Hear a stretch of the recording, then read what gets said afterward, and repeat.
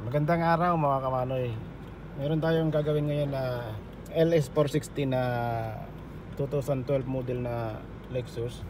Ang problema yan lumalabas yung traction skid control ano niya, ilaw, at saka yung manibela niya, kung napapansin niyo, tabingi yan, oh. Tabingi yung kanyang manibela. Ngayon ang code niya, actuator neutral position calibration undone.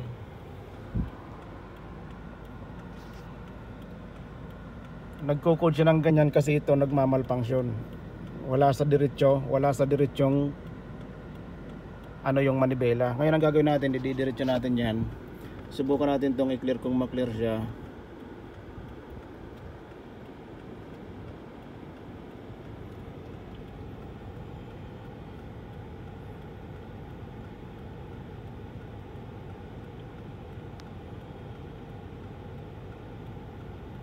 Hindi siya ma-clear mga kamanoy.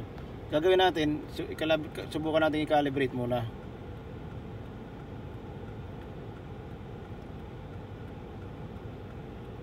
Dito tayo sa steering angle adjust. Steering angle adjust. Steering angle adjust. This function is used to center the steering wheel. And BGRS actuator has been replaced, or BGRS ECU has been replaced. Ngayon, next natin, turn the engine power off, power switch off. Wait for 3 seconds. I-off natin yung makina. Yan, katulad yan. Wait for 3 seconds. 1, 2, 3. Turn the engine power switch on. Yan. On ulit natin. On lang, hindi umaandar yung makina. Hindi siya umaandar yung makina niyan. Tapos next, the vehicle is on flat in a level surface. The tires are pointed straight ahead. Yan, ayos na yan lahat. Nakaano na, engine is not running, sabi niya. Kaya hindi ko pinandar yung makina. Tapos next, press the next to disengage the steering wheel. Ini-next ko yan, next. Yan, turn the steering wheel to the center, sabi niya. Nakapatay yung makina niya na. Yan, oh, malambot siyang ikutin. Kasi nag-disengage na siya. Ngayon, ididiretso ko yung ganyan. Ididiretso ko na yung manibelang ganyan. Pag nadiretso ko na, pipindutin ko na yung next nito. Yan, hold the steering wheel center, sabi niya. Turn the power switch off. Wait for 3 seconds. Switch off natin. Yan. Wait for 3 seconds. 1, 2, 3. On. On again. Tapos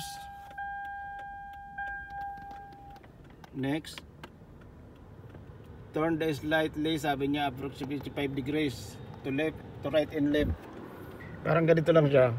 Ikutin mo siya ng right konti lang, 5%. Yan. Ang purpose lang yan para malaman natin kung kumapit na yung nagkapit na yung BGRS actuator niya. Pag okay na, next, vehicle is stop, engine start running. Next. Yan, calibrating na yan mga kamanoy.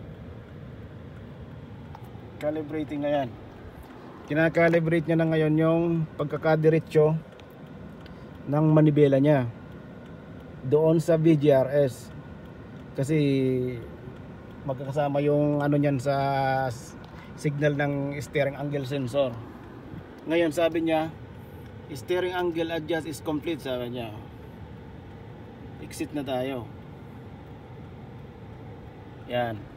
Tapos balik tayo sa trouble code. Tingnan natin kung makiklear na yung kanyang code kanina. Oh, wala na. Hindi pa natin clear mga kamani na wala na siya ng kusa. Ngayon subukan natin road test. Itakbo ulit natin, titingnan natin yung diretsyo ng manibela. Pero mayroon pa rin ilaw yung ano. Titingnan natin siya sa ABS, may ilaw pa yung ano eh. Kasi kasama sa ABS yung sistema nito.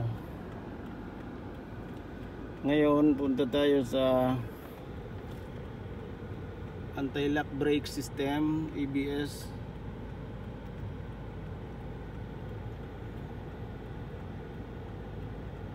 Yan, vehicle driving with steering angle sensor is not initialized. Oh, ganun talaga mga kamano yung ano nito. Pag oras na nagka-problema yung direksyon niya, yung manibela niya, pati yung ABS system niya nagre-react. Yan. Cleaner ko siya. Nawala siya. Nawala rin yung ilaw. I-road test na ulit natin. Ngayon ito na siya na steering angle, ano na natin siya, calibration at saka yung manibela. I-road test natin siya mga kawanay.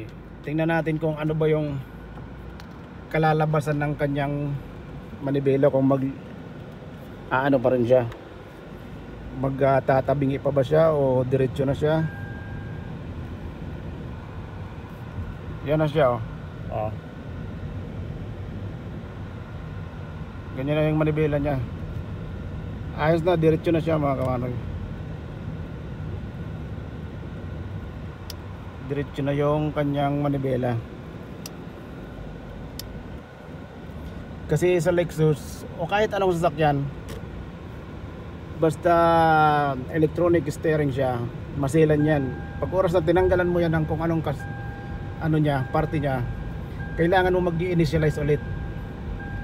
Dahil sa kanyang steering sensor, angle sensor, yung torque calibration.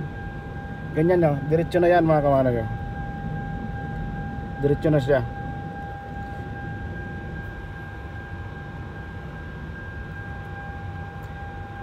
Talaga dito pag nag-calibrate ka na sa kalsada ka mga kamanoy, kasi titistingin mo yung sasakyan, susubukan mo yung sasakyan eh. Maraming salamat mga kamanoy sa mga panunood, may natutunan kayo sa ginawa natin ngayon na araw na ito. Maraming salamat. Yan na yung sasakyan mga kamanoy na ginawa natin. Pinapalinisan natin para matuwa naman yung may-ari. Yan na siya. Kaya pa dito mga ginagawa mga kamanoy. Kaya ng sasakyan.